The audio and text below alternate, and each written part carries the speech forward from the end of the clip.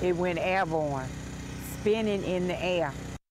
Thankful to be alive today, covering Pickens County, one family counting their blessings after a tornado destroyed their home while they were on the inside. That twister carved a path of destruction right through Reform and Palmetto, those communities, Thursday afternoon. Welcome in. I'm Jim Dunaway. And I'm Lee Garner in for Sherry Jackson. CBS 42 News reporter Jamie Ostroff joining us now from one of the hardest hit neighborhoods. People here in Pickens County are picking up the pieces that have been left behind by a tornado that swept through the area yesterday.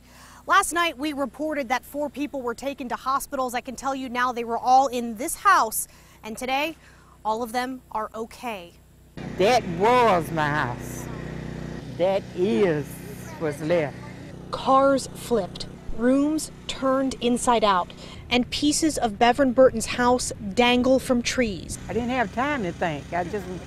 All of it just saying, asking God to take care of us, just to take care of us. And he did.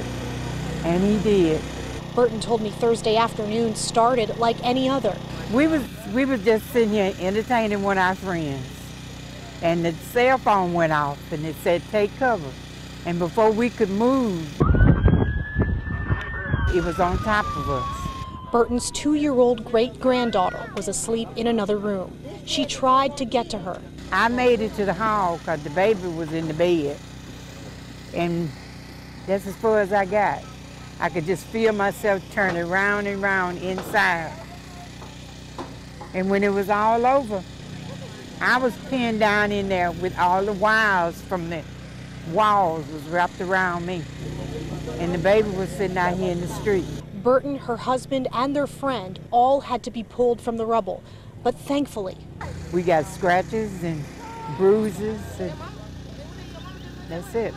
Lives torn apart, but not taken. We just need help now.